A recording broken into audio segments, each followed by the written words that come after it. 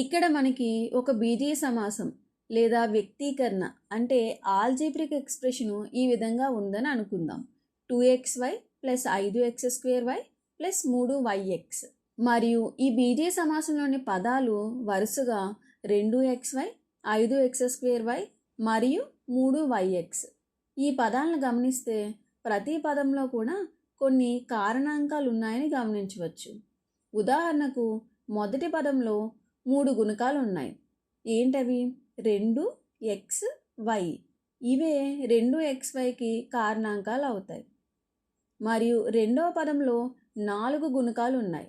అవేంటి? 5x2 అంటే x 2 సార్లు ఉంది కాబట్టి x మరియు y. చివరిగా మూడవ పదంలో 3 గుణకాలు ఉన్నాయి. అవేంటి? 3y మరియు x.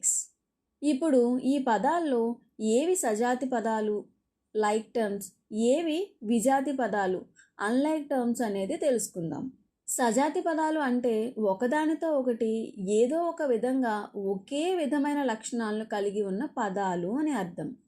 మరి అవి సజాతి పదాలు కాదో ఎలా నిర్ణయించాలి?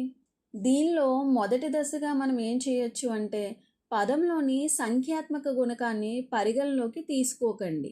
అంటే ఇక్కడ ఉన్న పదాల్లో చూసినట్లయితే మొదటి పదంలో సంఖ్యాత్మక గుణకం ఏముంది?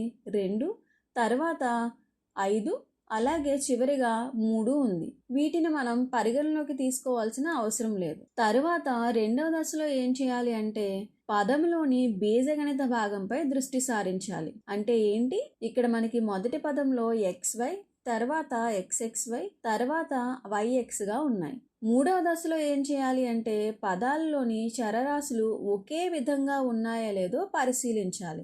ఉదాహరణకు మొదటి పదంలో x మరియు y అనే 2 చరరాశులు ఉన్నాయి. రెండో పదంలో కూడా x మరియు y అనే 2 చరరాశులే ఉన్నాయి. అలాగే మూడో పదంలో కూడా x మరియు y చరరాశులుగా ఉన్నాయి. అంటే 3 పదాల్లోనూ చరరాశులు ఒకే విధంగా ఉన్నాయి. ఇప్పుడు 4వ దశ చూద్దాం. ఈ దశలో ఏం చేయాలి అంటే పదాలలోని ప్రతి చరరాశి యొక్క ఘాతాలు ఒకే విధంగా ఉన్నాయా లేదో పరిశీలించాలి. అంటే ఇప్పుడు చూడండి, మొదటి పదం తీసుకుంటే మనకి ఏముంది? x యొక్క ఘాతం 1 మరియు y యొక్క ఘాతం 1గా ఉంది. ఇప్పుడు రెండవ పదం చూద్దాం. x యొక్క ఘాతం 2, y యొక్క ఘాతం 1 ఉంది. మూడవ పదంలో చూసినట్లయితే x యొక్క ఘాతం 1 మరియు y యొక్క ఘాతం కూడా 1. ఇప్పుడు ఈ పదాలన్నింటినీ ఈ 4 దశల ఆధారంగా పరిశీలించినట్లయితే మొదటి పదము మరియు మూడవ పదము సజాతి పదాలు.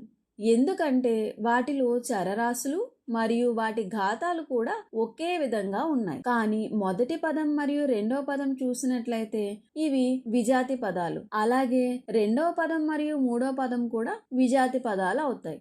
ఎందుకంటే ఇక్కడ ఒకే చరరాశులు xy ఉన్నప్పటికీ ఆ చరరాశుల యొక్క ఘాతాలు వేరువేరుగా ఉన్నందున వీటిని మనం విజాతి పదాలు అంటాం. ఈ సజాతి పదాలు మరియు విజాతి పదాలను గుర్తించేటప్పుడు గుర్తుంచుకోవాల్సిన కొన్ని ముఖ్యమైన విషయాలు అవేంటి అంటే సజాతి పదాలను గుర్తించేటప్పుడు మనం 2 అంశాలను పరిగణలోకి తీసుకోవాల్సిన అవసరం లేదు. పదంలోని సంఖ్యాత్మక గుణకాన్ని పరిగణలోకి తీసుకోవాల్సిన అవసరం లేదు. ఉదాహరణకు -2xy మరియు 5xy అని ఉంది అనుకోండి. వీటిలో సంఖ్యాత్మక గుణకాలు ఏమున్నాయి? -2 మరియు 5. ఈ విధంగా సంఖ్యాత్మక గుణకాలు ఏవైనా సరే, రుణ సంఖ్య అయినా, భిన్నమైన లేదా మరే సంఖ్య అయినా సరే, అది సజాతి పదాలను గుర్తించడంపై ప్రభావం చూపదు. కాబట్టి ఇవేమవుతాయి? సజాతి పదాలు అవుతాయి. పదాలలోని చరరాశులు గుణించబడిన క్రమం. ఉదాహరణకు 2xyz, 9zxy మరియు 3yxz అని తీసుకున్నారు అనుకోండి. చరరాశులు xyz అనేవి మనకి 3 పదాల్లో కూడా ఉన్నాయి. కాకపోతే ఇక్కడ చూసినట్లయితే వీటి క్రమం అనేది మనకి మారుతూ వచ్చింది. మొదటి పదంలో xyzగా ఉంటే రెండో పదంలో zతో మొదలయ్యి xyగా అయ్యింది. మూడో పదంలో yతో మొదలయ్యి xzగా ఉంది. ఈ విధంగా మీకు క్రమం అనేది మారినా సరే అది సజాతి పదాలను గుర్తించడంపై ప్రభావం చూపదు. ఎందుకంటే గుణకారం అనేది పదాలను తారుమారు చేసి గుణించినా సరే మనకి ఒకటే సమాధానం వస్తుంది. ఇప్పుడు మనం సజాతి పదాలు మరియు విజాతి పదాలను గుర్తించడం ఎందుకు అవసరమో చూద్దాం.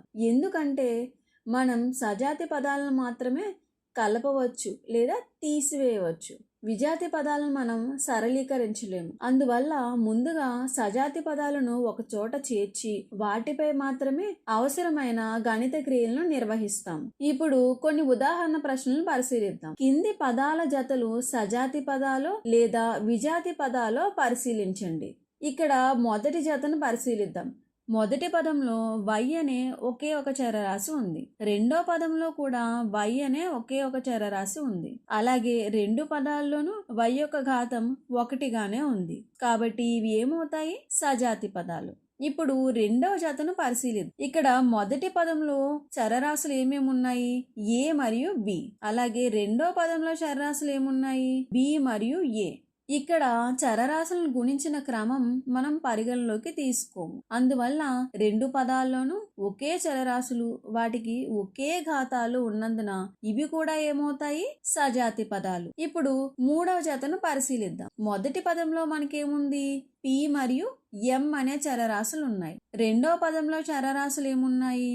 m మరియు p గా ఉన్నాయి. మొదటి పదంలో p యొక్క ఘాతం 2 మరియు m యొక్క ఘాతం 1గా ఉంది. కానీ రెండో పదంలో చూస్తే p యొక్క ఘాతం 1, m యొక్క ఘాతం 2గా ఉంది. కాబట్టి చరరాశులు ఒకే విధంగా ఉన్నప్పటికీ వాటి ఘాతాలనేవి ఒకే విధంగా లేవు. అందువల్ల ఇవి విజాతి పదాలు. ఇప్పుడు చివరి జతను పరిశీలిద్దాం. ఇక్కడ మొదటి పదం ఏముంది? 3z. ఇందులో z అనే చరరాశి ఉంది. అలాగే రెండో పదం ఏముంది? -4 మాత్రమే ఉంది. ఇందులో మనకి ఎలాంటి చరరాశులు లేవు. ఇది ఒక స్థిర పదం. అందువల్ల ఇవి రెండు కూడా ఏమవుతాయి? విజాతి పదాలు అవుతాయి.